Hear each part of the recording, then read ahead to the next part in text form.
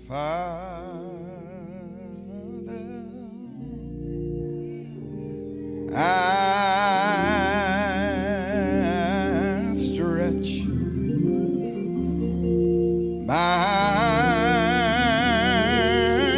hand to Lord, to thee.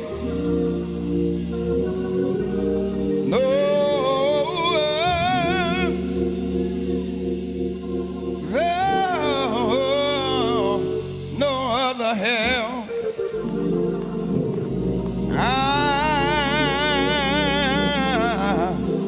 I know y'all gonna help me say it. If thou withdraw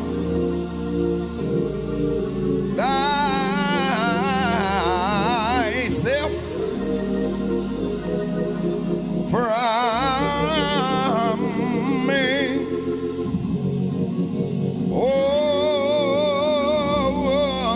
oh, yeah. The shall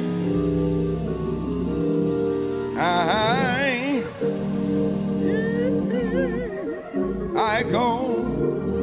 Let me preach this little word, and then I need your prayers as I fly to Louisiana to preach one of my dearest friends' 25th pastoral anniversary. I need your prayers, okay? Y'all gonna do that? Give me just a little bit more in the monitors, if you will. Eric, will you give me just a little bit more in the monitor? Amen. I'm so glad trouble don't last always. I'm so glad. Y'all don't look like you're ready. Trouble don't last. I'm so glad. Trouble don't last. Trouble don't last always. Say it again. I'm so glad. Trouble don't last. Trouble don't last always. Let me say a verse. Listen. May not come when you want him, but he's on time. On time. Times of trouble found him to be a friend of mine. Yes, he is. Of mine. Storm clouds rise in your life. God will be right there. Yes, he will. Be there. All of your burdens, I know the Lord will help you to bear. Yeah. To bear. Come on, everybody. I'm so glad. Hey, trouble don't Trouble last. don't last always. Can I get a witness in the building? I'm so glad. Trouble don't last. Trouble don't last always. Anybody gonna help me sing? I'm glad. Yeah, trouble don't last always. Trouble don't last always. I'm so glad. I'm so glad. Hey, trouble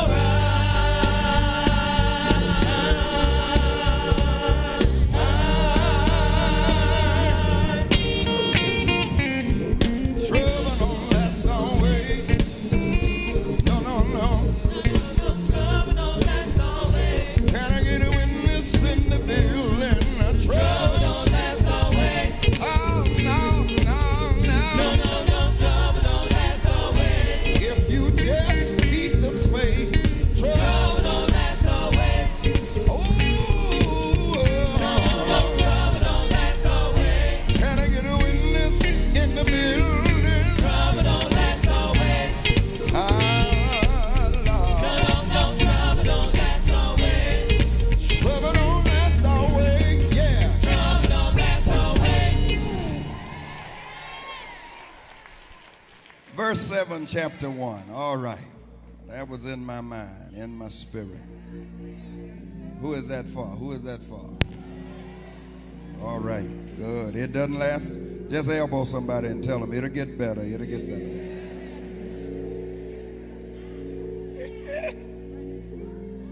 Verse 7 of Exodus chapter number 1. And the children of Israel were fruitful and increased abundantly and multiplied and waxed exceeding mighty. And the land was filled with them. Now there arose up a new king over Egypt, which knew not Joseph. And he said unto his people, behold, the people of the children of Israel are more and mightier than we. Come on, let us deal wisely with them, lest they multiply.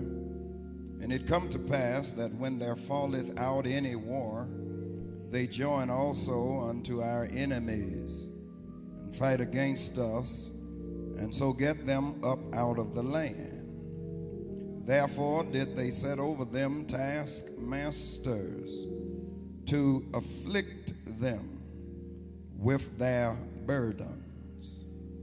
And they built for Pharaoh treasured cities, Python and Ramesses. But the more they afflicted them, the more they multiplied and grew. And they were grieved because of the children of Israel. Verse 12 again, but the more they afflicted them, the more they multiplied and grew. Touch somebody and tell them, it didn't break me.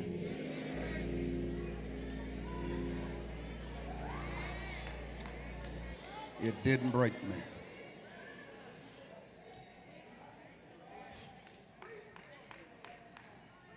There are certain situations that are designed to destroy us. It is unfortunate that there are situations that will test your ability to succeed, sustain, and stand. I am not sure if these are strategic challenges or not, but I do know that there are certain demons and deputies of the devil who have been given an assignment. And that assignment is to impede your progress and to cause your ultimate demise. Ladies and gentlemen, there really is a reason why we go through some seemingly inexplicable and unexplainable situations. It is because Satan wants to break us. He wants to destroy us. In fact, it is his desire to destroy any person who has made a conscious decision to live for the Lord Jesus Christ. That's the devil's agenda. Those of us who are sold out to Christ, those of us who will stand and say, for God I'll live, for God I'm willing to die. Satan wants to destroy you. Now, some of you ain't got to worry about the devices of the devil, because when you're wishy-washy, when you have a spaghetti backbone with jello courage, when you're tossed to and fro by every wind and doctrine, you don't have to worry about this satanic agenda. But for those of us who will stick with it, stay with it, work with it, regardless, come hell or high water, Satan wants to destroy your life.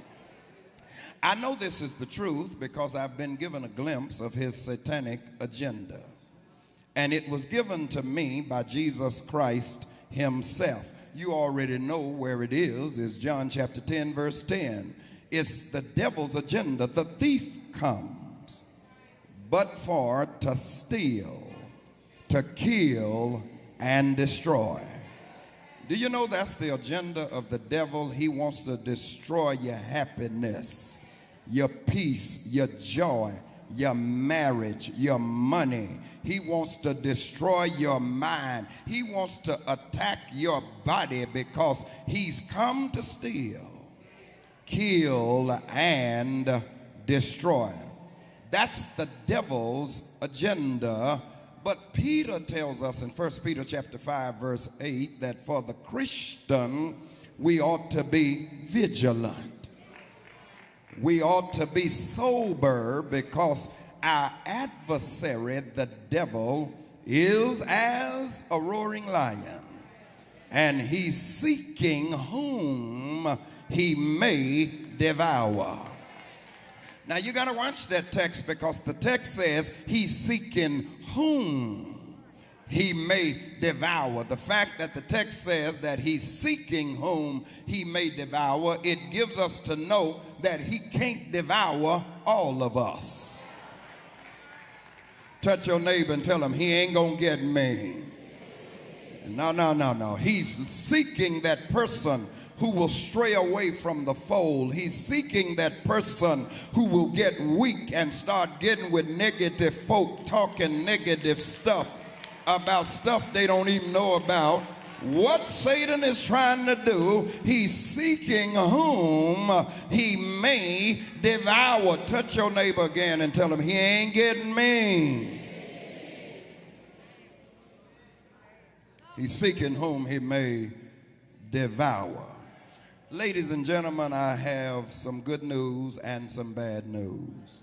Let me give you the bad news first. The bad news is that you will never get to a point in your life where you will totally escape the schemes and the strategies of the devil. Now, I know you didn't come to hear bad news, and I hate giving you bad news, but I've come to tell the truth, the whole truth, and nothing but the truth. You will never get to a point in your life where you will totally escape the schemes and the strategies of the devil. Don't care how saved you are. Don't care how holy you are. You'll never get to the point where he'll stop messing with you. He still knows your name. He still knows your address. He still knows what you like, how you like it, the way you like it, and when you like it. He still knows you. And you'll never get to that point. Well, that's the bad news. Can I give you some good news? But the good news is that what was designed to destroy you will become the very device that will drive you into your divine destiny. What he thought was going to break you is going to build you. What he thought was going to destroy you will deliver you. What he thought would kill you is going to keep you. What he thought would destroy you, it will be the very thing that's designed to get you to your destiny in life. I need about 15 more folk who will look back over your life, and what you thought was going to kill you got you stronger than you ever been. That person in your life that talked negatively about you and tried to destroy you with their words, it elevated you, it escalated your growth. Grace is where grace is, because there were those who thought they were going to destroy the anointing that God had on my life. We wouldn't be here had you not blocked that.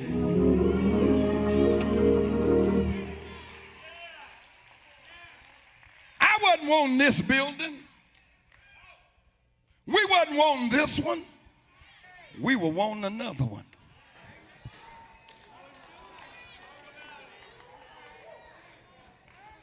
But what you blocked, bless me.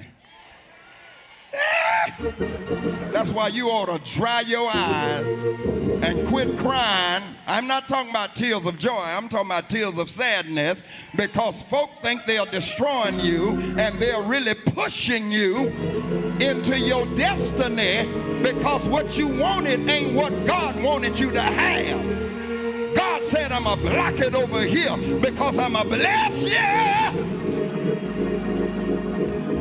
Shake your neighbor's hand and tell him, it didn't break me, baby. It didn't break. Tell him I'm unbreakable. I'm ready to ride already. I'm unbreakable. Shake their hand and tell them, you can't lose with the stuff I use.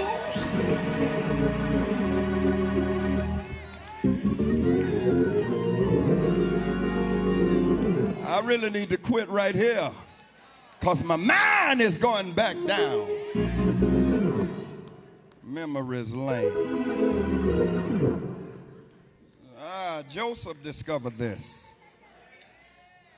His brothers sold him into slavery in Egypt. But Joe rose to the second in command in Egypt. When Jacob died, the brothers thought that Joe is surely going to get revenge now. But in Exodus chapter 50, verse 20, Joe said, don't worry about it. Don't worry about a thing. What you meant for my evil,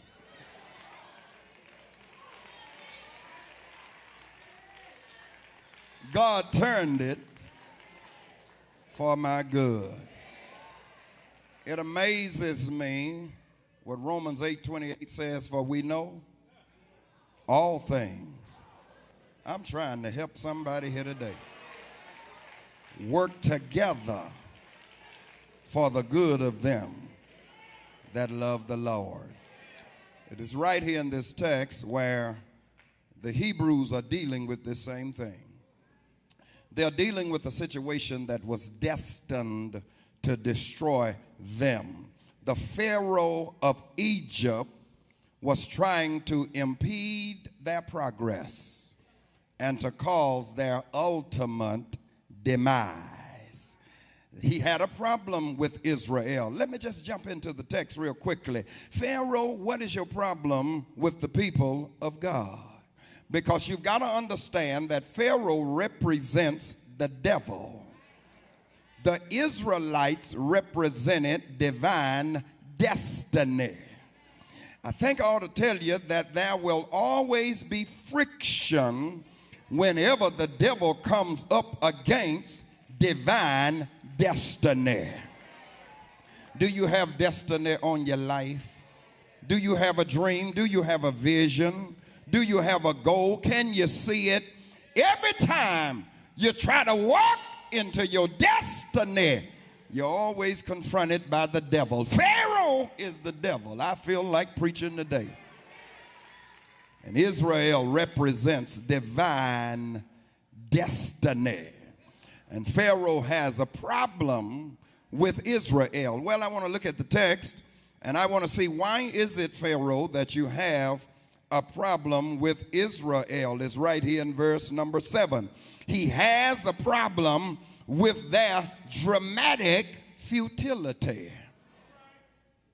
Verse 7 says, and the children of Israel were fruitful, and they increased abundantly, and multiplied, and waxed exceeding mighty.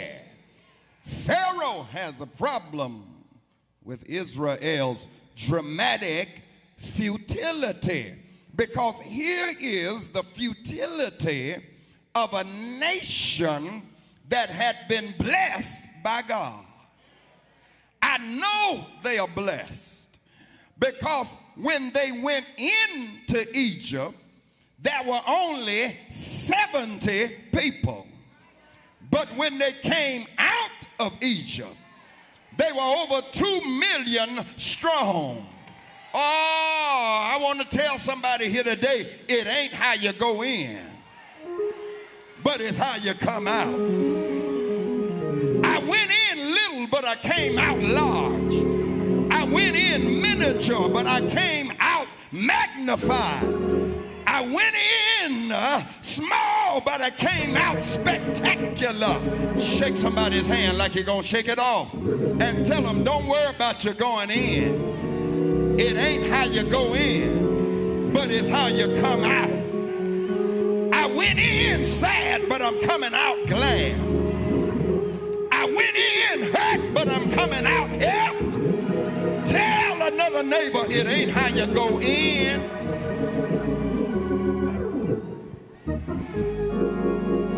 We talk about how grace started and the difficulty, but I didn't stop with the going in because it ain't over yet. Greater is on the way. I wish I had about 57 people who would receive that again. Greater. I don't see but about 42. Let me try it again. I said greater is on the way. Look at somebody and tell them the best is yet to come. It ain't how we went in, it's how we coming out.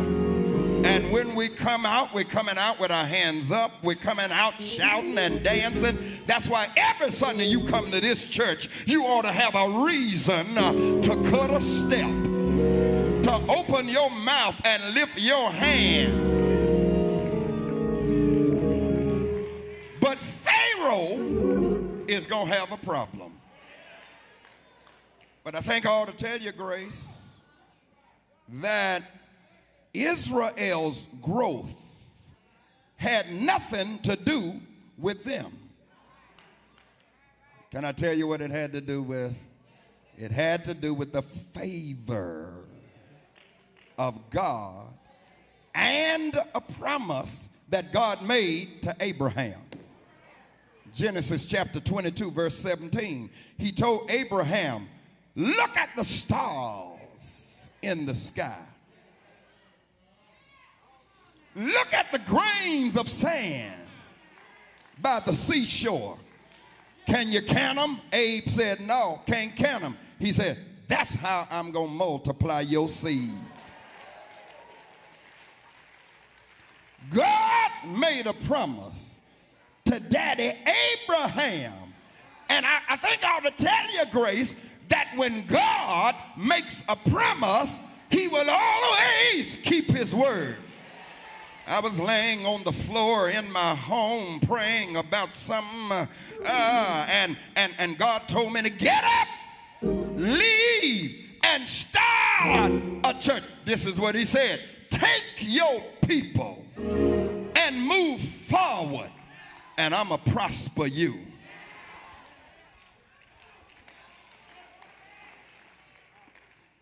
Almost 9 years. December, the first Sunday in December, will be 9 years. Has God prospered us? Started with nothing, and now we got 54 acres. No, I lied. 54.4 acres, 4 buildings on the property, and don't owe one doggone dime. God made me. I feel like lifting him up. He made me a promise. He said, take your phone. I said, God, I don't know where we're going.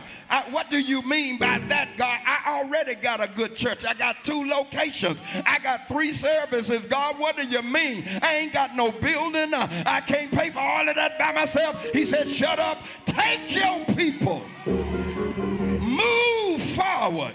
I said, what are my people? I don't know who's going with me. He said, whoever's going to follow you.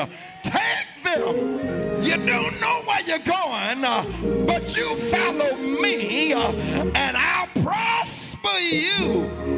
I haven't missed one meal, Troy. I hadn't had one car note behind. I haven't had one house note behind. God has been good. I even got sick in my body, but he healed me. Somebody lift your hand and tell him, thank you.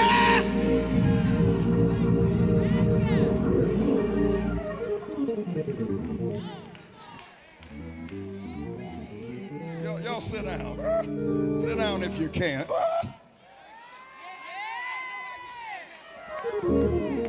My. He made a promise. Elbow somebody and tell them, hold on to the promise. Hold on to it. I don't know what God promised you, but hold on to it. Don't throw in the towel, honey child. Don't quit.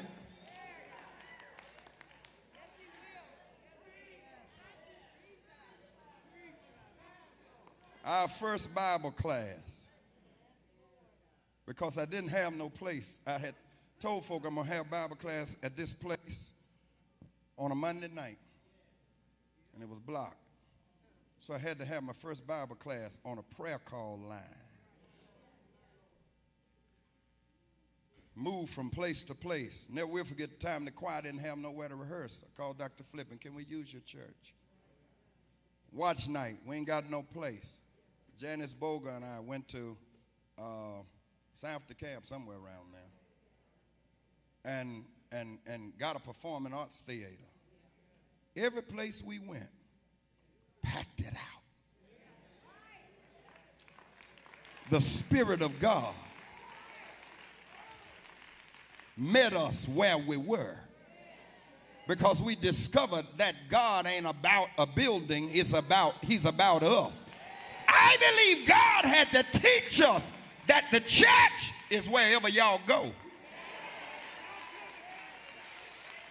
If you meet in a field, the church is there.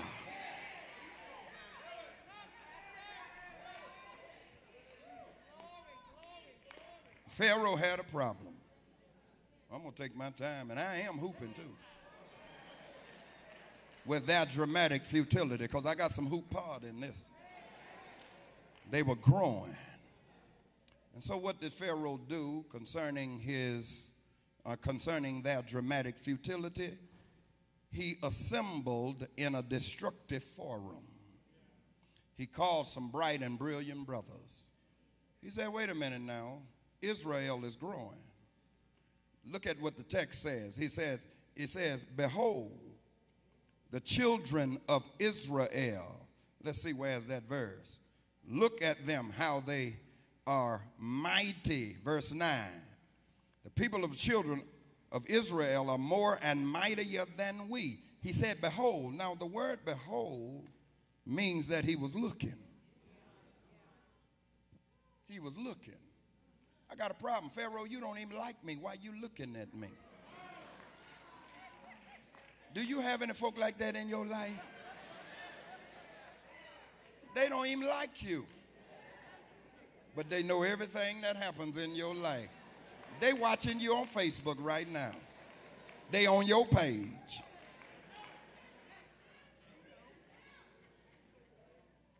Behold, the people are more and mightier. He said, we got to deal with this.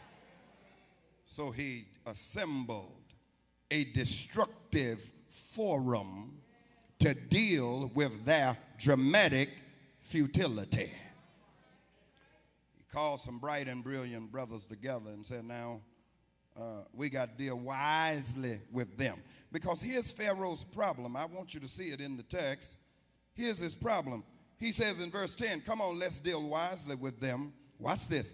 Lest they multiply, and it come to pass, where there falleth out a war, they join with our enemies and fight against us. Now, his problem is that he doesn't like them, but he don't want them to leave. You don't like me, but you don't want me to go. So I must be in your life not for my benefit.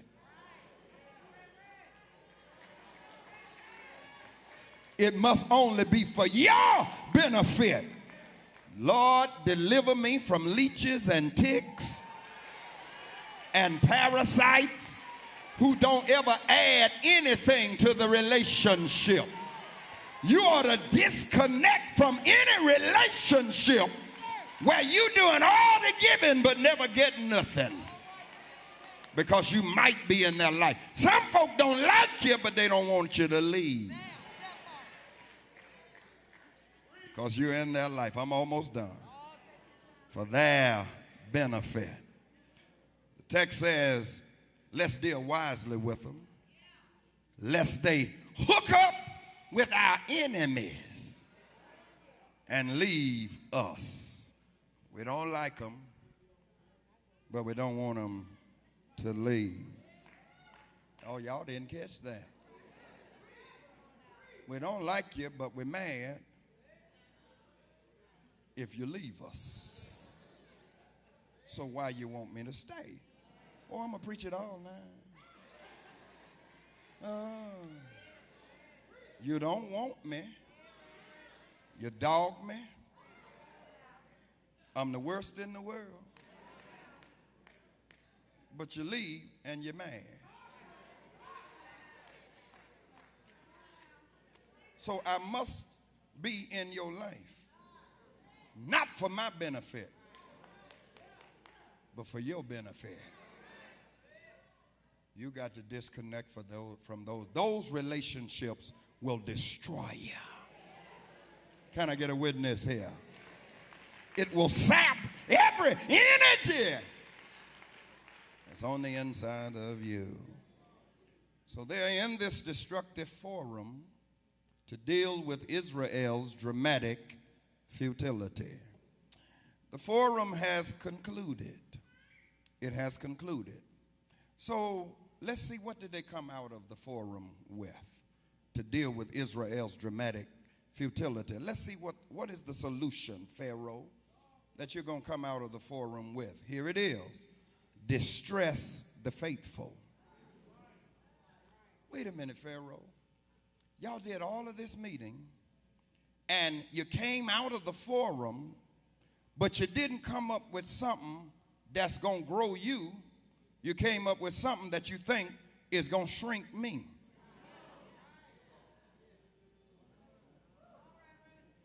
You didn't come up with a solution that's going to make you bigger. But the only answer you came up with is something that you think will make me smaller. There are some people in your life. They're not trying to grow. They're just trying to stop your growth. They're not trying to go up. They're just trying to keep you down. Because if I keep you small, I'll always be bigger than you are. I know I can't get to where you are. So since I can't get to where you are, because I see the favor of God on your life, and I see what God is trying to do in your life, but I know I'll never get to where you are, so I'm going to try to keep you down. That's why folk lie. That's why folk backbite. Are y'all hearing me? That's why folk look for stuff on you, because they know they can never get to where you are. So their objective is to bring you down to their level.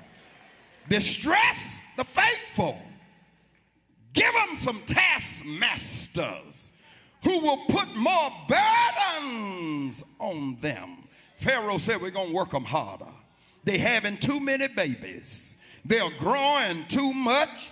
So what we're going to do is put more burdens on them. They're having too many babies. They're multiplying too much. So we're going to put more burdens on them. Can I tell you what Pharaoh thought? Pharaoh thought if I cause misery in their life, it's going to cause a miscarriage in their loins.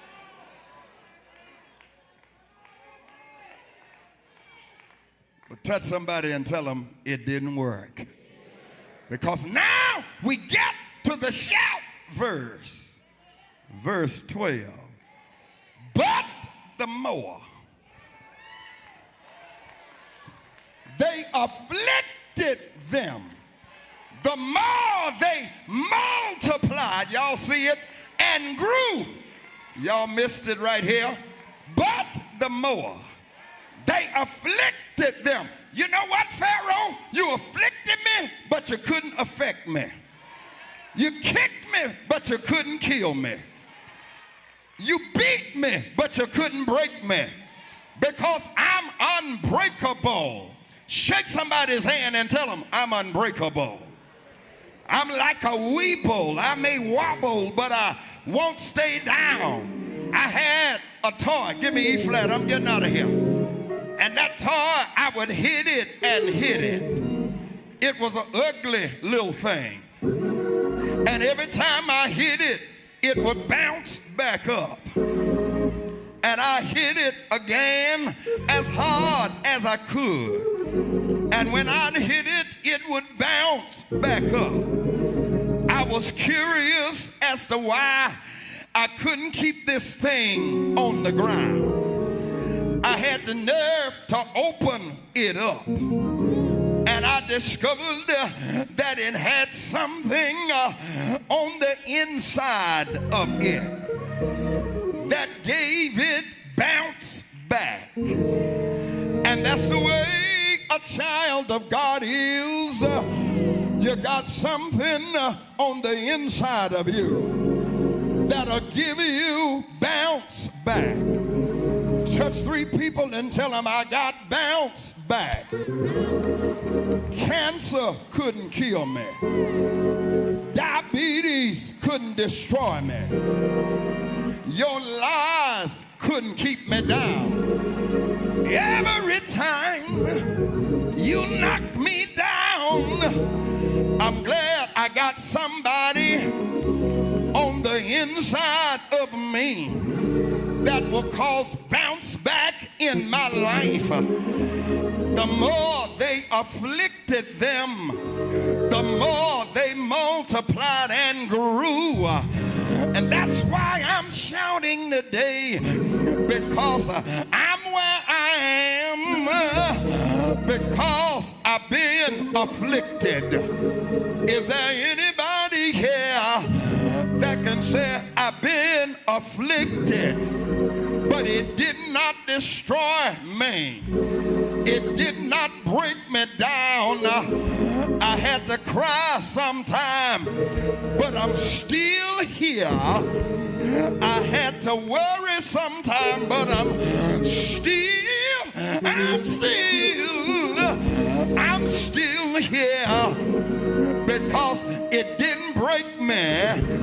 And that's why I'm celebrating, because when I look back over my life and I see where God has brought me from, I look at my good days and I look at my bad days, and I want to tell somebody, when I weighed it all, my good days outweighed my bad days. Shake somebody's hand. Come on, let's have church in here today. Shake somebody's hand and tell them, neighbor, I've had some good days and I've had some bad days.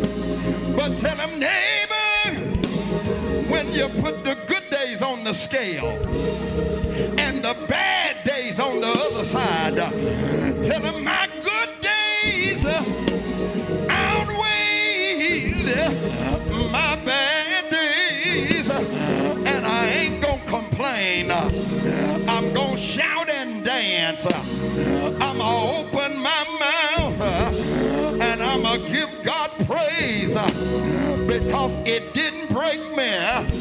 Do I have anybody in this room this morning that can say, I'm still standing? I've been through the storm and the rain. I had heartaches and pain, but I'm still standing. Tell somebody, I'm still standing. Look at him and tell him, neighbor, I'm still standing. I don't look like what I've been through. Somebody walked up to me this morning and they said, Reb, you look refreshed. They say, Reb, you're looking good. They said, Reb, you're looking younger. Now they could have been lying, but I sure felt good about it. You know what I told them? I said I might be looking good, but please understand that I don't look like what I've been through. You don't know the hell that I've been through. You don't know the nights that I stayed up crying. You don't know the worry that's been on my life. But the Lord will keep you looking good. Come on, look at your neighbor and ask him, don't I look good? Don't I look all right? Tell him what it was. Tell him if it had not been.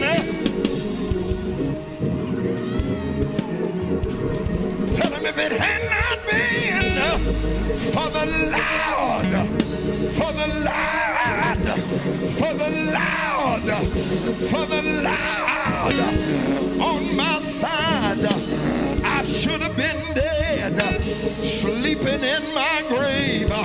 But the Lord, he kept me. Let me pull the house. Won't he keep you? I said, won't he keep you? Won't he take care of you? Somebody here want to know, how did you make it? 1 John 4:4. Greater is he that's within me that's in the world. Somebody say, how did you make it? Romans 8:31. If God be for me, he's more than the world against me. That's how I made it. Isaiah 54:17. No weapon formed against me, I feel like shouting and dancing, is going to prosper. Somebody say, how you gonna make it? 2 Chronicles 20:15. This battle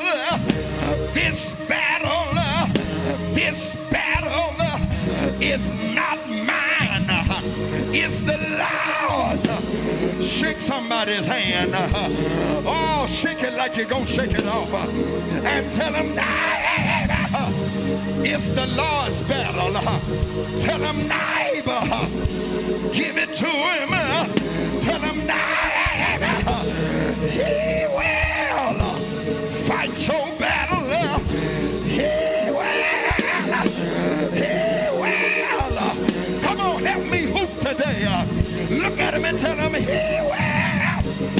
Tell him he will. He will. He will. Won't he fight your battle? I said, won't he fight your battle? Won't he heal your body? Won't he take care of you? Won't he pay your bills? I got one question, and I remember asking y'all on our first day, my question almost 9 years ago. I got one question I want to ask you. Y'all don't mind? Can I ask you my question? Won't he do it?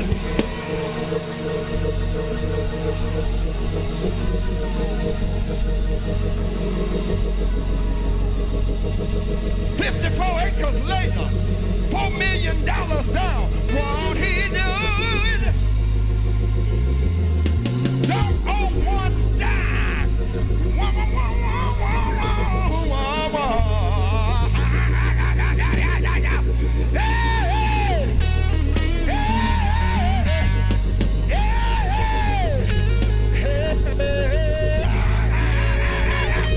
Yes, he will. Yes, he will. Yes, he will. Yes, he will. Yes, he will. Yes, he will. Yes, he will. Yes, he will. Yes, he will. I am a witness. I'm a living testimony. I should have been dead, but the Lord will take care of you. Find you a neighbor. Everybody get a praise partner.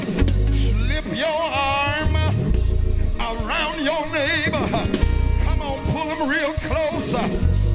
Shake 'em and rock 'em. Shake 'em and rock 'em. Rock 'em and shake 'em. Shake 'em and rock 'em. Rock 'em and shake 'em. Shake 'em and rock 'em. Rock 'em and shake 'em. And tell 'em, neighbor, be not dismayed. Whatever betide, the Lord will. The Lord will. The Lord. The Lord. The Lord.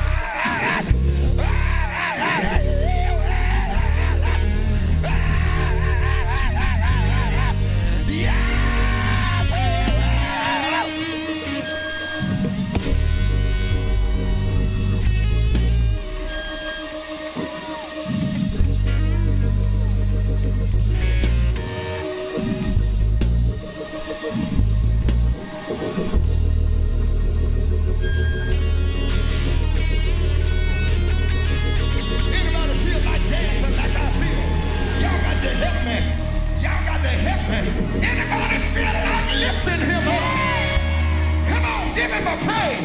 1, 2, 3, come on.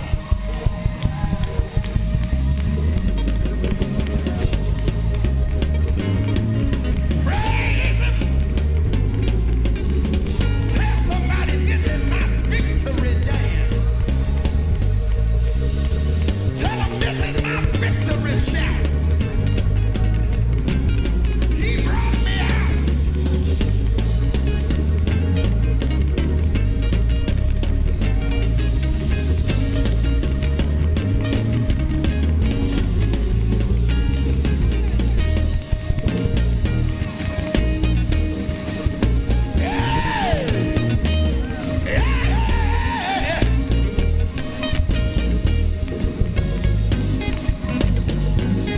I see you, I see you.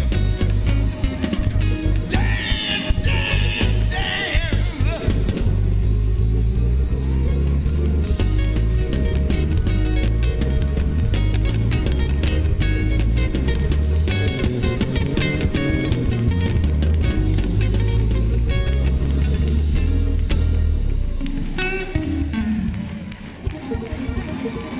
Hey, hey, hey.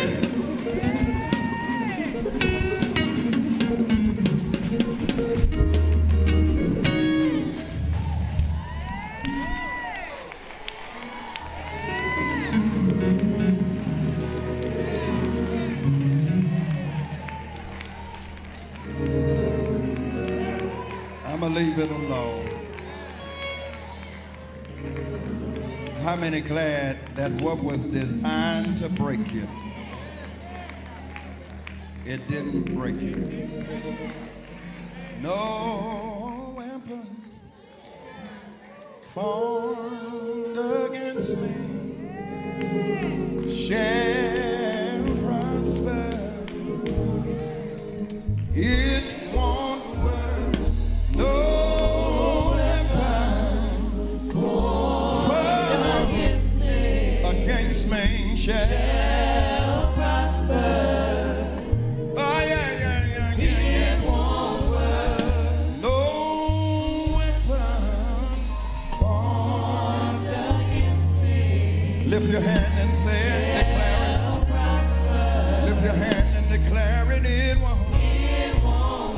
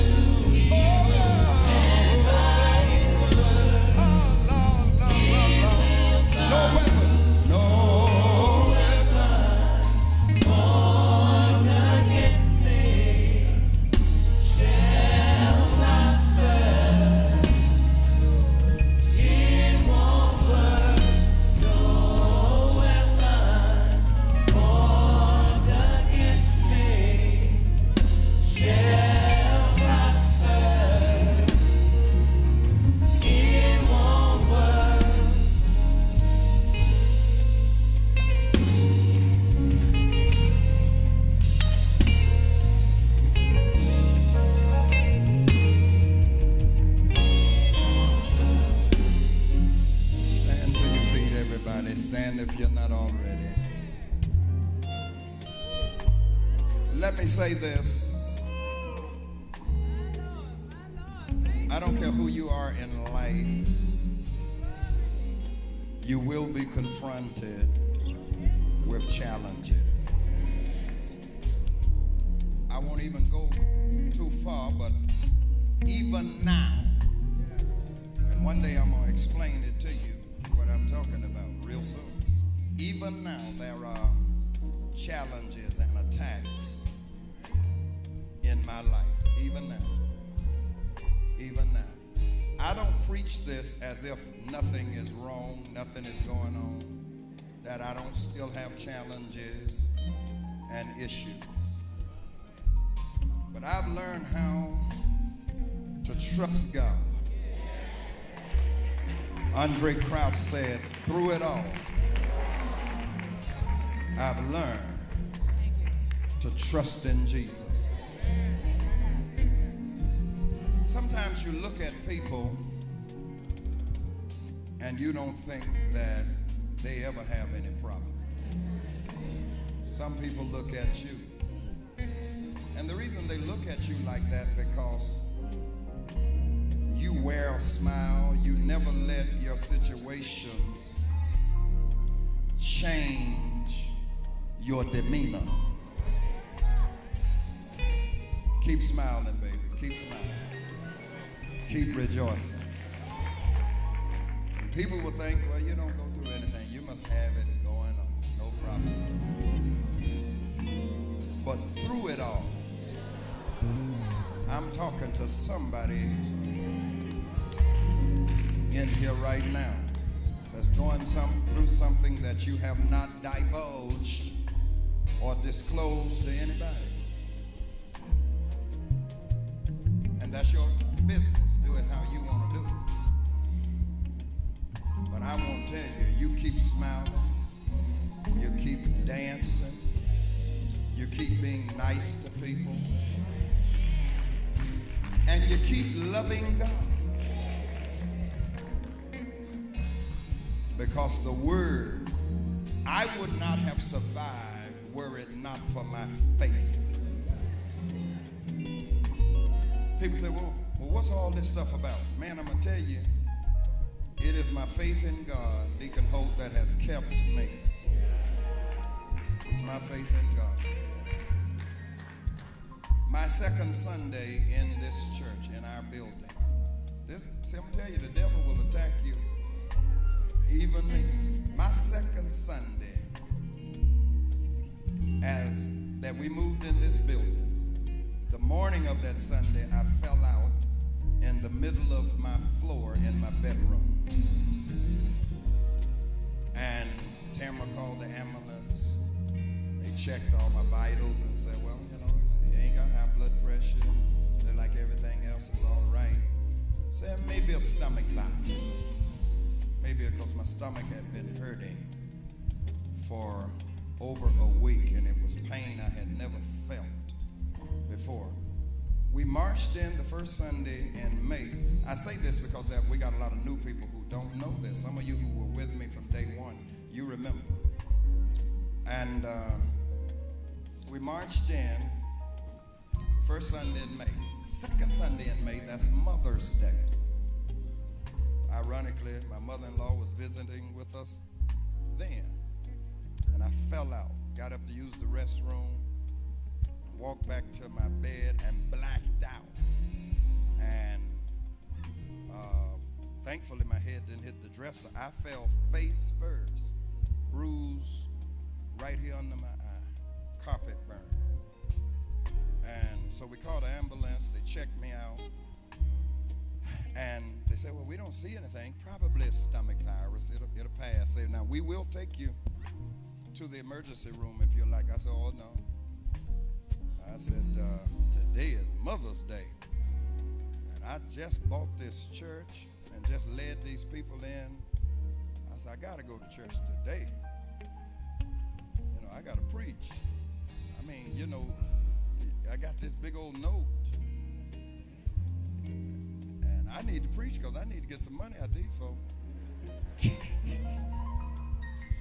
Now, I ain't telling people that, but Brother Wright, that's what I was thinking. I was thinking now, this ain't the time to be off. You know, I need to be preaching, Antoine, and I need to be ran and tan. I got to pay this note, and then I got all these folk that I owe money, over $653,000 I owe to the people. And I've given them my word. And fallout in the middle of my floor.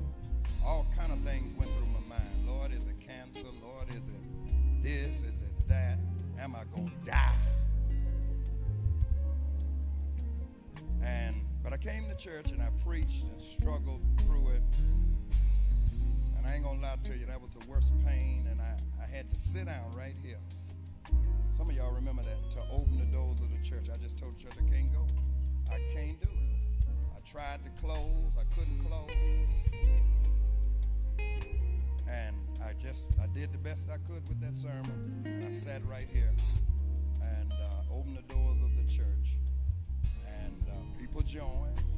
And I took them in, sitting right here. And then after that, I told them, I said, I want a fellowship, but I got to go home. And so it didn't get better. It got worse. And I went the whole week, still sick. Didn't know what was going on. I went, called my doctor. She said, go get an x-ray. Got my stomach x-ray. They couldn't find anything. Did some more tests, couldn't find anything. And finally, that Friday, I was at home by myself. And Tamara was running some errands. And I called her. I said, baby, I'm going to get in this car and I'm going to take myself to the emergency room. I said, I can't take it no more. This is, I don't know. I said, I don't know what. They say they can't find nothing, but something wrong. You know when something wrong with your body. And Tamara said, no, I'm going to rush back home. I'll take you. Don't they? So she called my doctor again. The doctor said, well, go tell him to get a CT scan and go by there first. And they did. I went there, and she said, wait on the results. I was waiting on the results, and obviously they called my doctor before they gave me the results. And so my doctor called Tamara and said, you tell Pastor, go straight to the emergency room. She said, I know him, and he won't go, but you tell him this is no debate. Go straight. And I didn't know what was going on, and I still didn't think it was serious. Let me tell you how you know you're serious. She called the emergency room, and the emergency room was packed. So I'm thinking, now, Lord, I'm going to have to sit up in here, and this is Friday, and, I want to watch the games and all that. Yeah, because it was the NBA playoffs going on. I want to watch the games, and I'm going to be sitting here half the night.